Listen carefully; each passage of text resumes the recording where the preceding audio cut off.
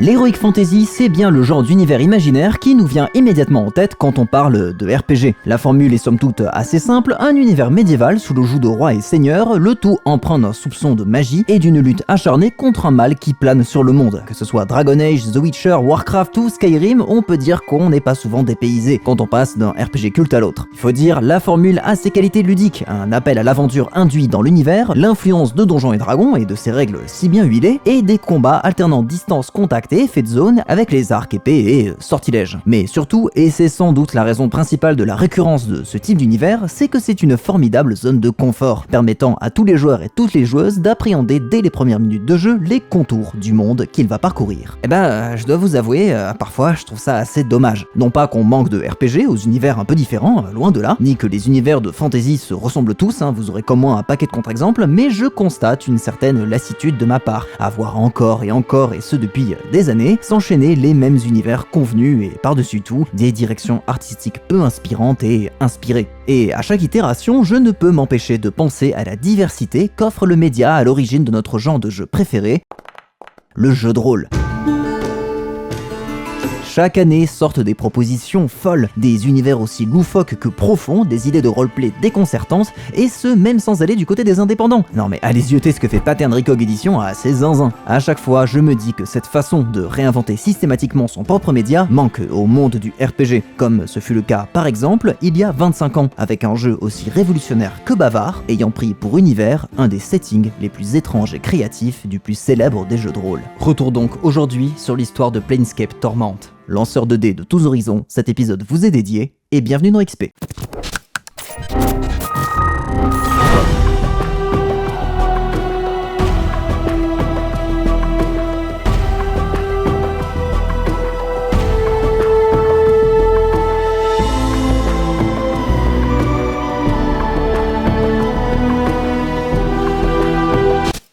La vidéo d'aujourd'hui est sponsorisée par CyberGhost VPN, merci à eux pour leur confiance. CyberGhost VPN vous permet de masquer votre adresse IP, de chiffrer vos données et de rediriger tout votre trafic internet via un tunnel sécurisé. Avec CyberGhost VPN, vous devenez invisible sur internet, comme un fantôme quoi, vous captez l'idée. CyberGhost vous permet de vous connecter à des serveurs partout dans le monde et donc de pouvoir accéder à du contenu qui est bloqué dans votre pays. Vous voyez assez vite l'avantage, si vous voulez accéder au contenu Netflix, Amazon Prime ou Disney Plus uniquement dispo aux États-Unis, et bien avec CyberGhost VPN, ça devient possible. Ça vous permet aussi et surtout de vous protéger. Genre si vous voulez vous connecter à une Wi-Fi publique non sécurisée, vous pouvez y aller sereinement car CyberGhost VPN veille à votre sécurité. Aussi, grâce à CyberGhost, vous allez pouvoir économiser pas mal d'argent. Ouais, le prix des hôtels par exemple, il varie selon les pays et vous n'avez plus qu'à vous connecter au pays avec le tarif de réservation le moins cher. C'est assez pratique. Vous pouvez utiliser CyberGhost VPN sur à peu près tous les supports Windows, Mac, Linux, Android, iOS, Smart TV ainsi que toutes les consoles de jeux récentes. Et la cerise sur le gâteau, c'est qu'avec un abonnement, vous pouvez connecter jusqu'à 7 appareils en même temps et que vous avez 45 jours pour vous rétracter. C'est satisfait ou remboursé. Si vous cliquez sur le lien en description, vous pourrez profiter de 83% de réduction, ce qui vous fait un abonnement à 2,03€ par mois. CyberGhost VPN, c'est 38 millions d'utilisateurs et c'est un des VPN les plus recommandés sur Trustpilot. Merci à eux de sponsoriser la vidéo et si ça vous intéresse, rendez-vous en description.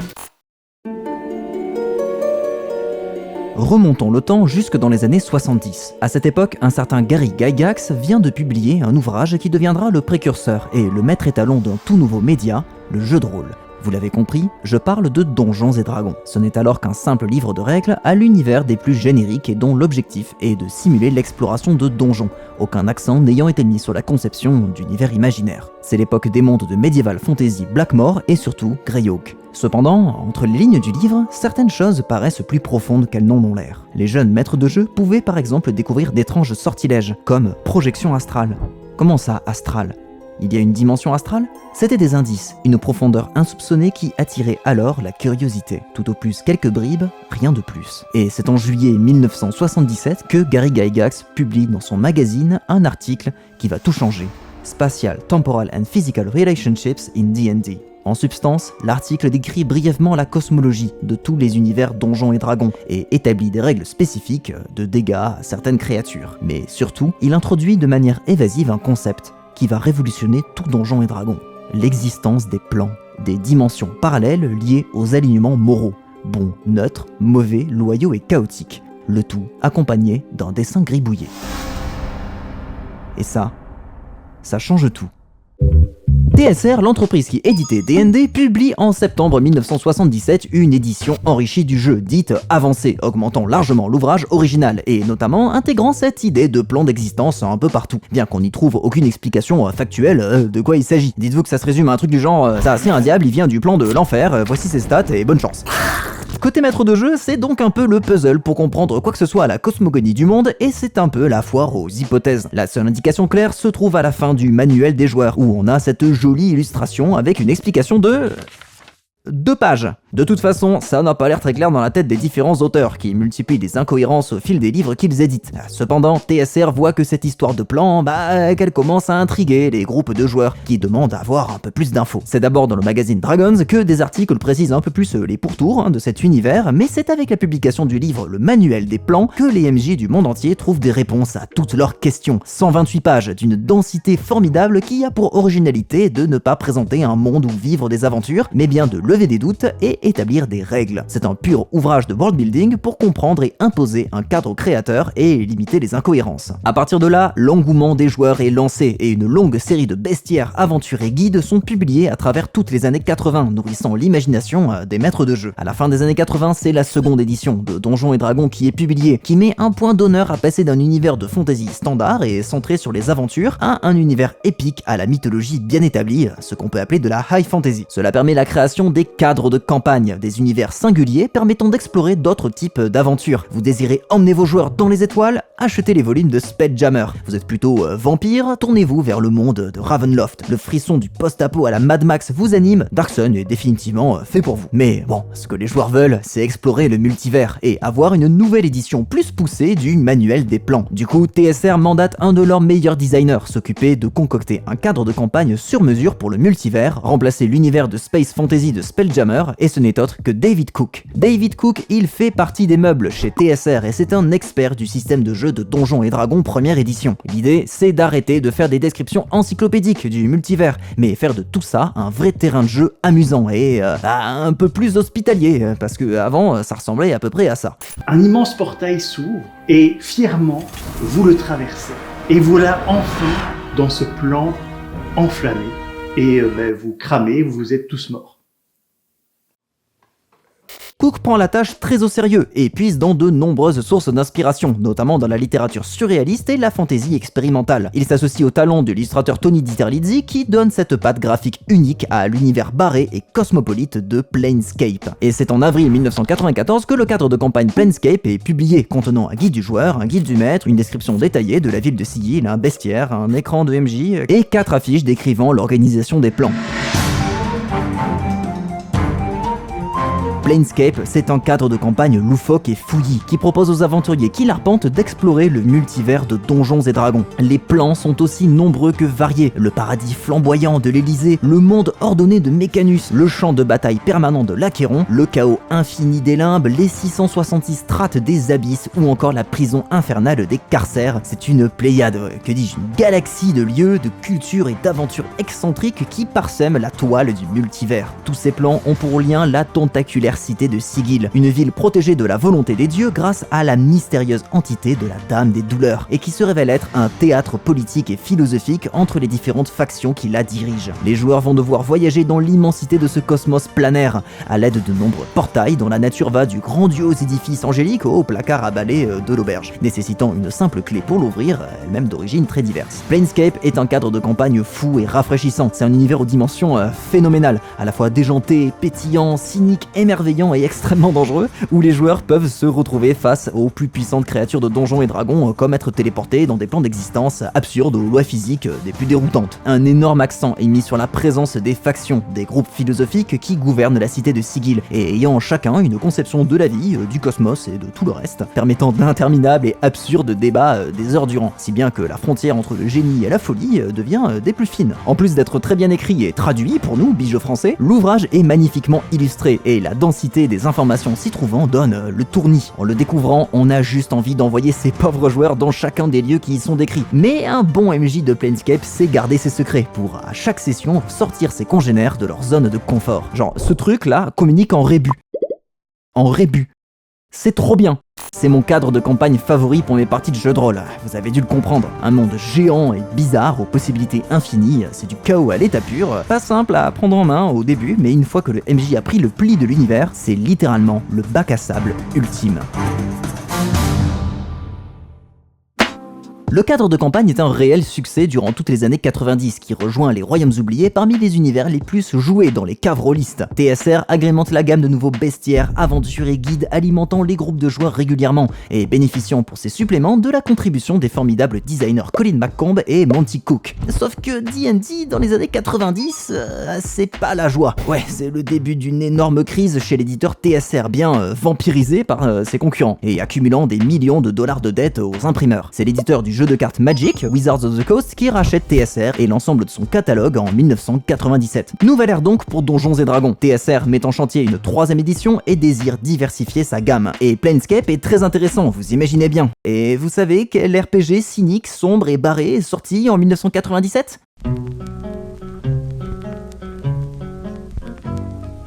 Ouais, ça tombe assez bien. Pour TSR, c'est l'éditeur Interplay qui a le plus les épaules d'adapter cet univers. Les droits d'exploitation de Planescape sont donc vendus aux Californiens. Quoi ? Bah oui, c'est la 7ème vidéo où on parle d'Interplay.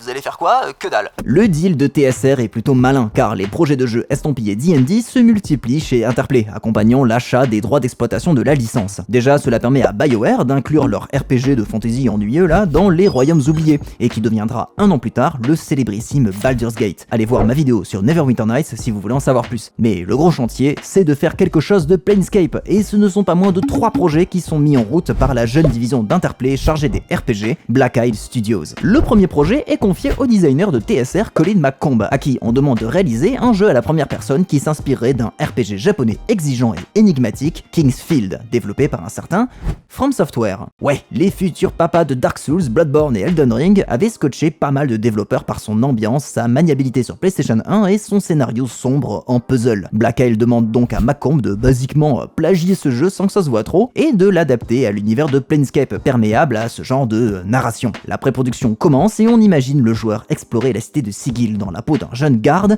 qui doit repousser des émeutes dans les bas quartiers avec un système de morale et d'alignement influençant le déroulement de l'histoire. Le jeu ne dépasse jamais le stade de la pré-production et est finalement fusionné avec le second projet. Le second projet justement est chapeauté par nul autre que David Cook, le principal designer du cadre de campagne Planescape, qui imagine Planescape Doomguard, un dungeon crawler à la première personne blindé de mécaniques originales pour coller à l'univers. Bon, le projet patine et est finalement abandonné. Les ressources ayant été développées sont transférées au projet Stonekeep 2 Ghostmaker, qui entrera dans un enfer de développement pendant 5 ans avant de mourir, en même temps que Black Isle. Enfin, le troisième projet est nommé Last Rite, et l'éditeur fait parvenir à TSR un long document décrivant leurs idées et ses spécificités techniques. Le concept du jeu, Last Rite est un RPG violent, irrévérencieux, époustouflant et beau, se déroulant au carrefour du multivers. Le joueur est un immortel meurtri et amnésique à la recherche de son identité. Sur la route, le joueur va tuer beaucoup de personnes, y compris lui-même. Le document est assez fantastique parce que tout est là. L'ambiance, le ton, l'histoire, c'est quasiment du prêt à jouer et vous imaginez bien que Black Isle est très motivé à l'idée de faire ce projet. Et ça tombe assez bien parce qu'un de leurs studios, BioWare, vient de mettre au point un formidable moteur de jeu adaptant les règles de la 2ème édition de Donjons et Dragons, le Infinity Engine. Les dirigeants d'Interplay et de Black Isle savent que le développement sera assez court et que l'équipe ne pourra pas être énorme au vu du nombre de projets en cours et décident de placer à la tête du projet Last Rite un certain Chris Avlone. Avlone, jeune designer chez Black Isle, vient alors de prendre en charge le game design express et sous pression de Fallout 2 et son écriture sur l'opus a convaincu la direction qu'il était, en plus d'un rôliste acharné, le meilleur candidat pour mettre en œuvre un tel projet. Dès le début, les conditions de travail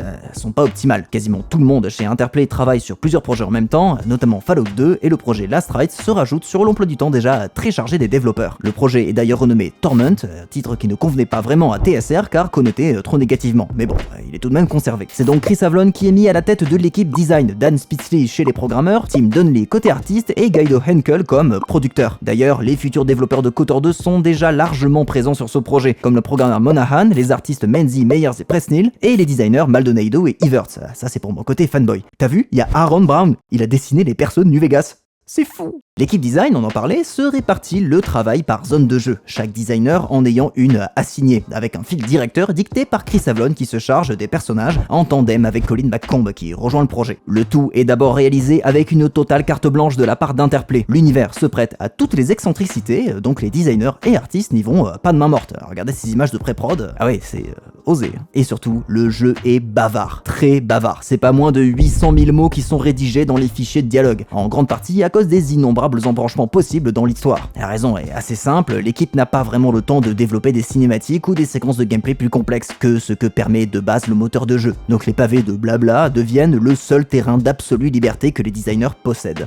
I did enjoy writing sort of like the descriptions of what people were doing in conversations because I felt that actually gave me more freedom than going to ask the cinematics team to try and render every single animation and emotion because usually they just don't have the time and budget for that. Le Infinity Engine, en outre, est une grande source de soulagement pour l'équipe. Le moteur est simple et son système de jeu basé sur la seconde édition de D&D facilite grandement les questions de gameplay. Tout est déjà là, tout ce qui reste à faire c'est ajouter des équipements, sorts et capacités. Les ingénieurs de chez BioWare qui bossent sur Baldur en même temps se tiennent d'ailleurs disponibles pour résoudre les problèmes techniques de l'équipe. C'est au moins ça de moins à gérer. La charge de travail est assez énorme, notamment sur les épaules des chefs de poste qui doivent jongler entre les différents projets en cours chez Interplay. Pendant une grosse partie du développement, le jeu reste sous le radar de la direction qui laisse cette bande de devs faire un peu ce qu'il veut, jusqu'à ce que le jeu rentre dans un stade plus avancé. Il faut dire, quand Interplay commence à évaluer le coût de la localisation du jeu, la traduction des centaines de milliers de lignes de dialogue pour tous les pays dans lesquels le titre sera distribué, ça a fait suer quelques grosses gouttes. Les tensions se créent alors assez vite entre les développeurs et l'éditeur, les uns essayant de boucler ce jeu hyper ambitieux et original, et les autres faisant désormais tout pour limiter les coûts. Et le pire, c'est au moment de la promotion du jeu. Ouais, dites-vous que l'équipe marketing d'Interplay n'en fait qu'à sa tête, et ne demande jamais aux développeurs leur avis sur un jeu qu'ils ont pourtant bien créé. C'est simple, l'équipe marketing elle comprend pas le jeu, ni son ton, ni son univers, et le vend un peu n'importe comment, n'ayant aucune idée de la cible à laquelle s'adresse le projet. D'ailleurs, fun fact, le visage bleu bizarre là sur la jaquette du jeu, c'est celle du producteur Guido Henkel qui a dû remplacer au pied levé le modèle qui s'était pas pointé le jour de la séance photo. We had this emergency meeting in the office, and it's like, what are we going to do? As we were talking and thinking about other people we could hire, and if there is even a way of hiring another model, the guy from the agency looked at me weird, and all of a sudden he goes like, you know, Guido, you have that bone structure going and all that. Would you be the model? And I was very reluctant to do it. I have to admit, I did not want to do it really. It was only when 5 people in the room suddenly started looking at me, it's like, oh yeah. Interplay fait à partir de là beaucoup pression sur les développeurs, mais pas que. Par exemple, la musique du jeu devait à l'origine être réalisée par le compositeur de dark ambient gallois Lustmord, qui réalise une bande son de 46 pistes pour le jeu, sauf que Interplay décide au dernier moment qu'une musique plus proche du style de John Williams ferait mieux l'affaire, et bazarde le travail du compositeur, complètement dégoûté par l'expérience. C'est donc Mike Morgan, le compositeur de Fallout 2, qui doit, dans un temps express, refaire de zéro toute la bande originale. Ouais, pas très chic tout ça. Car ouais, le développement de Planescape Torment coïncide avec le changement brutal de management à Interplay, que je vous avais décrit dans ma vidéo sur Troika Games et KOTOR 2. Interplay devient alors un énorme éditeur dépensant sa trésorerie à tire-larigot, et les producteurs de Torment voient leur travail subir d'insupportables interférences. À commencer par exemple par le lancement d'un autre projet de RPG utilisant le Infinity Engine, Icewind Dale, divisant une fois de plus les effectifs de Torment, entré en phase finale de production. J'ai d'ailleurs très envie de vous parler de ces deux jeux, mais je pense que vous avez eu votre dose Black Isle et Interplay. Dites-moi si ça vous chauffe en commentaire. En tout cas, cette situation met les producteurs de Torment en porte-à-faux avec les développeurs, ce qui n'est pas pour arranger les relations. Quand Baldur's Gate sort enfin et que le producteur Fergus Urquhart peut enfin se pencher sur Torment, il réorganise le développement et se concentre sur ses lacunes, en particulier son très mauvais système de combat. Selon différentes sources, ce serait la désorganisation lamentable de l'équipe par Chris Avellone et Colin McComb qui a été la cause de l'enfer de développement dans lequel s'est embourbé le jeu. Genre, écoutez bien cette interview là, ça veut tout dire. So what was it like working with Chris Avellone? You should probably ask, how was it like working with the entire team? Because the fascinating thing in Planescape was... Ajoutez à ça que Avellone est passé à 2 doigts du licenciement pour ses conflits avec la direction de Black Isle, et d'autres désignent le travail de Guido Henkel, un des producteurs, comme problématique. Bref, panier de crabe, vous avez l'habitude. Mais tout le monde s'accorde à dire qu'Interplay n'a pas aidé à améliorer la situation, bien au contraire. Le crunch est déjà largement entamé, et l'équipe tourne à la boisson énergisante pour enchaîner les longues semaines de boulot. C'est ainsi, et après plusieurs reports de sortie, que Planescape Torment est publié le 10 décembre 1999.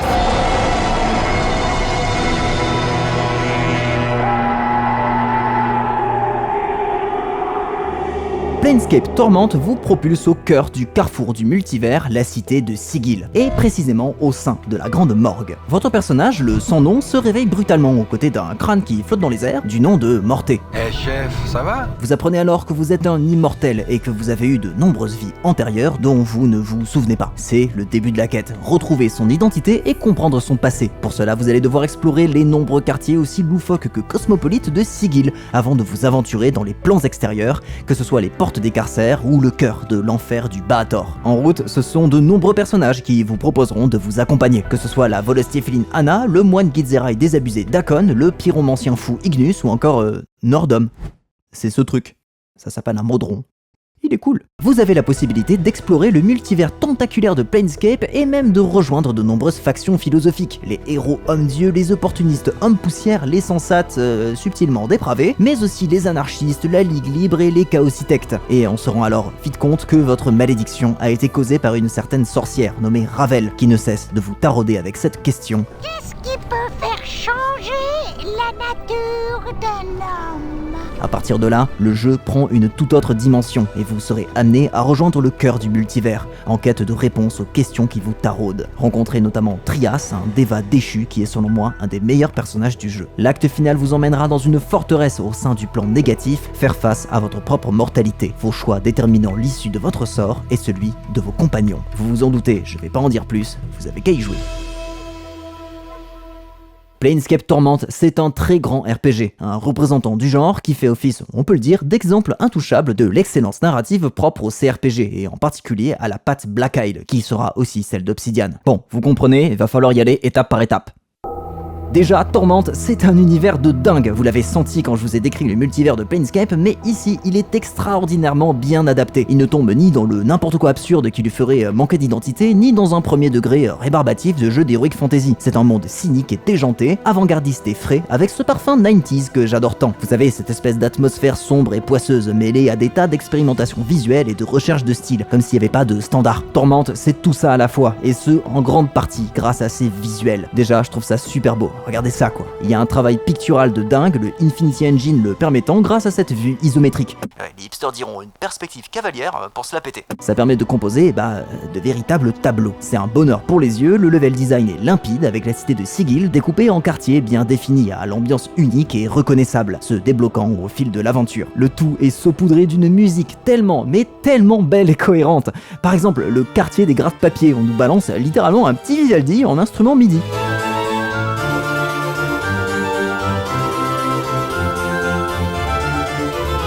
Le labyrinthe tortueux des Modrons a le droit à sa musique sautillante de puzzle tellement géniale.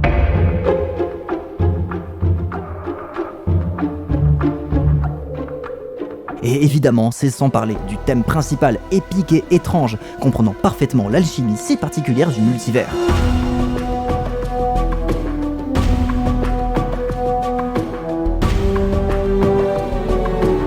Et aussi le thème de Deyonara, oh là là là là, bref.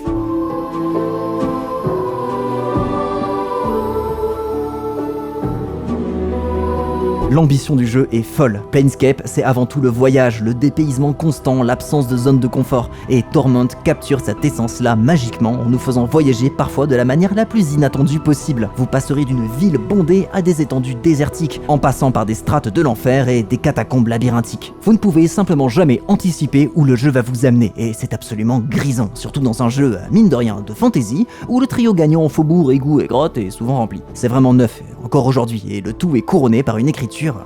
quel mot choisir?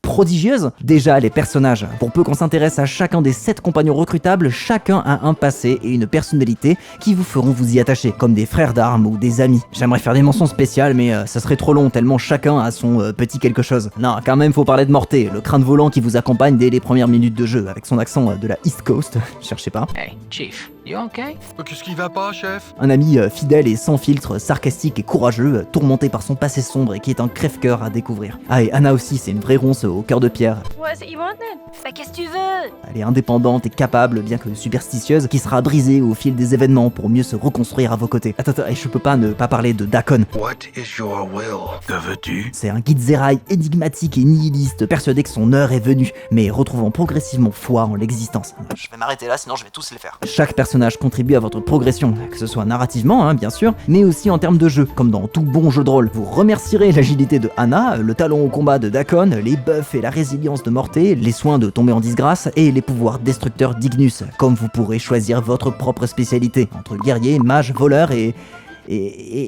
c'est tout. Ouais, ça fait pas beaucoup, surtout face à un Baldur's Gate sorti un an plus tôt. Et c'est d'ailleurs tout le souci. Planescape Torment, c'est un jeu qui a pris un sacré coup dans la tronche au niveau de son gameplay. Déjà, va falloir vous faire avec le système bien casse-tête de la deuxième édition de Donjons et Dragons, pas franchement la plus intuitive si on la bosse pas un peu en amont. Pour vous faire simple, vos caractéristiques, force, intelligence, dextérité, etc., vous octroient des bonus qui s'ajoutent à des résultats de dés, à chaque action hasardeuse, comme des attaques par exemple.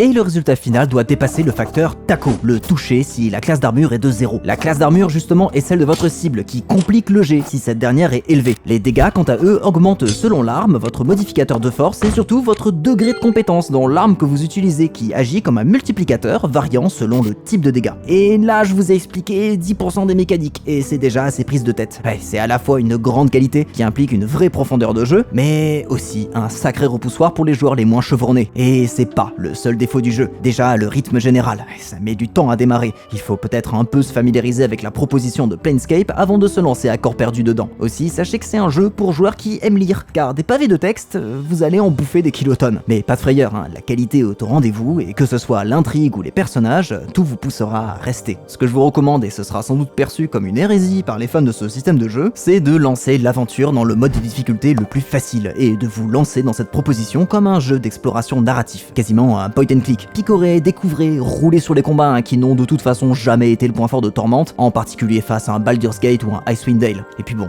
les interfaces elles vous aideront pas beaucoup, passez outre. Ou que c'est vilain. Imprégnez-vous de la proposition et familiarisez-vous doucement avec les mécaniques RPG de la seconde édition, tout cela viendra avec le temps et de toute façon, une fois que vous aurez fini le jeu en une vingtaine d'heures, ce qui est très digeste pour un CRPG de ce calibre, vous n'aurez envie que d'une seule chose, le relancer pour découvrir les autres embranchements. Alors pourquoi pas corser un peu les combats et faire vôtre le système de jeu ? De toute façon, ce ne sont pas les combats qui vous attireront, mais bien le vertige, l'histoire bien ficelée et par-dessus tout, la quantité de thèmes et questionnements qui traversent le jeu.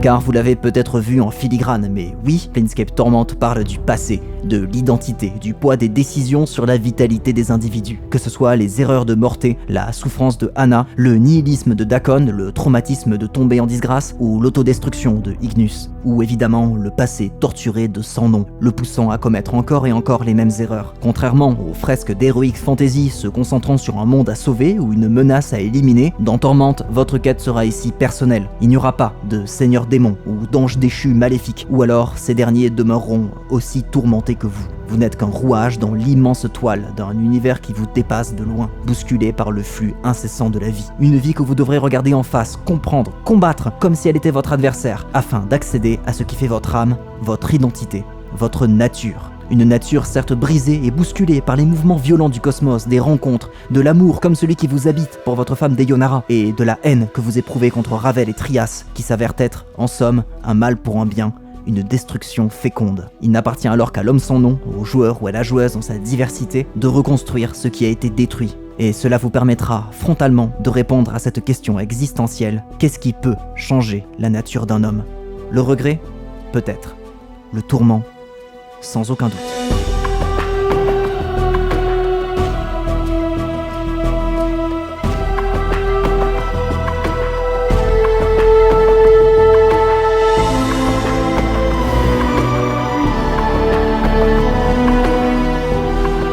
Comme souvent dans ce genre de fresque narrative au thème profond, à l'instar de KOTOR 2, mais aussi Bioshock, Metal Gear et Fallout, les interprétations sont aussi variées que le nombre de vidéos essais que vous pouvez trouver partout sur YouTube. Je vous ai donné mon interprétation, qui me semble en accord avec la philosophie générale du multivers de Planescape, et de ce que j'ai ressenti en traversant et en étant traversé par ce jeu. Comme d'habitude, il n'y a pas qu'une seule interprétation, et la seule qui est la bonne, est celle qui résonnera en vous, en habitant ce jeu d'une richesse phénoménale.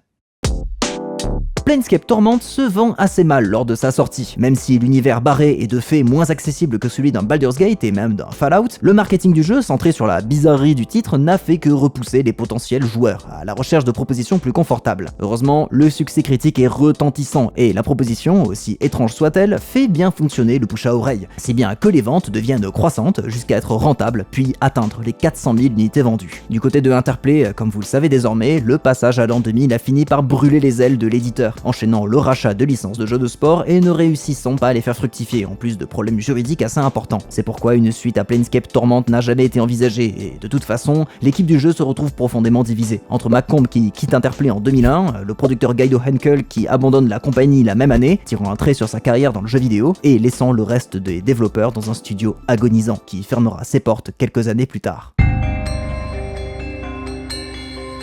Du côté de TSR et Wizards of the Coast, la licence Donjons et Dragons entre dans une nouvelle ère, avec la 3ème édition du jeu de rôle, laissant de côté le cadre de campagne Planescape pendant de longues années, ne laissant aux fans qu'une poignée de suppléments faisant un panorama timide du multivers. Les amateurs de ce cadre dépaysant se retrouvent alors privés de la proposition avant-gardiste de Planescape, alors que la licence D&D entrait dans une longue période de crise à la fin des années 2000, avec la très décriée 4ème édition qui divise la communauté. C'est cependant en 2013 qu'un miracle eut lieu, car Monty Cook, un des designers du cadre de campagne Planescape, annonce le financement participatif d'un tout nouveau jeu de rôle de science-fantasy. Un jeu plongeant les aventuriers dans un monde post-apocalyptique, évoluant au milieu de vestiges de 8 civilisations à la technologie incompréhensible. Une proposition rafraîchissante et fantasque, tout en étant grandiose, Numenera. Il n'en fallait pas plus pour le studio né des cendres d'Interplay In Exile pour rappeler Colin McComb, racheter la licence et mettre sur pied un projet de suite spirituelle à Planescape Torment, Tides of Numenera, un crowdfunding qui sera couronné de succès malgré l'originalité de sa proposition. Comme quoi, c'est lorsque le RPG bouscule ses codes qu'émergent les plus fantastiques propositions.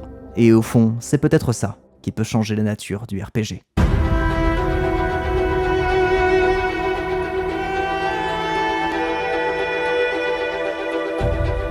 Planescape Torment a bénéficié en 2017 d'un très bon remaster HD nommé Enhanced Edition, signé Beamdog, une société fondée par des anciens de BioWare. J'ai découvert le jeu avec cette édition-là et ça m'a permis de découvrir le titre dans les meilleures conditions. Je ne peux que vous la recommander, surtout qu'elle est disponible sur PC, PlayStation, Xbox et même Nintendo Switch, iOS et Android, donc aucune excuse si vous avez une fibre rôliste et que vous aimez lire. Pour ce qui est du cadre de campagne Planescape, ce dernier a finalement rené de ses cendres, pas plus tard qu'en 2023, dans un trio de bouquins, guide, bestiaire et aventure, pour la 5ème édition, en anglais seulement, et sans doute pour un bon petit bout de temps. La renaissance du cadre de campagne a été assez bien reçue, en tout cas beaucoup mieux que le retour de Spelljammer, même si le contenu des livres est un peu maigre. Perso, je trouve que ça va, et que l'aventure Ton of Fortune Wheel est une formidable adaptation du scénario de Torment. Allez vous faire un avis quoi. Toujours est-il que je vous remercie d'être arrivé à la fin de cette vidéo. Planescape Torment sort un peu du cadre de l'émission, se sentant sur les RPG sortis dans les années 2000, mais ça a tellement marqué ma vie de joueur et de maître de jeu que je pouvais pas passer à côté. Et puis ça va, il est sorti en décembre 99, ça rentre dans la case. Et puis bon, je pense à terme assouplir cette règle parce qu'il y a trop de licences et de jeux que je veux traiter dans ce format. Aussi n'oubliez pas de cliquer sur le lien en description pour découvrir CyberGhost et profiter de 4 mois gratuits et de 83% de réduction pour seulement 2,03€. Accédez à des contenus exclusifs et soyez totalement incognito en ligne, testez-le, c'est satisfait ou remboursé de 45 jours, donc pourquoi pas au moins essayer. Si cette émission vous a plu, je ne peux que vous recommander d'aller faire un tour sur ma page Patreon et de me soutenir financièrement. Vous l'avez vu, XP c'est une émission très documentée qui me demande une sacrée masse de travail, de recherche, d'écriture et de montage, donc si vous en avez les moyens, je vous serai extrêmement reconnaissant d'un petit soutien. Je vous enjoins également à partager cette vidéo, à la liker, à vous abonner, et aussi à vous manifester en commentaire sur votre lien avec Planescape, que ce soit le jeu de rôle ou le jeu de Black Isle. En tout cas, cette vidéo touche à sa fin et je vous dis à la prochaine.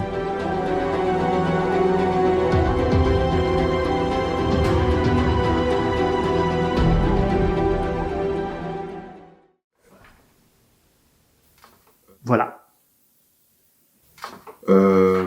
On aura des XP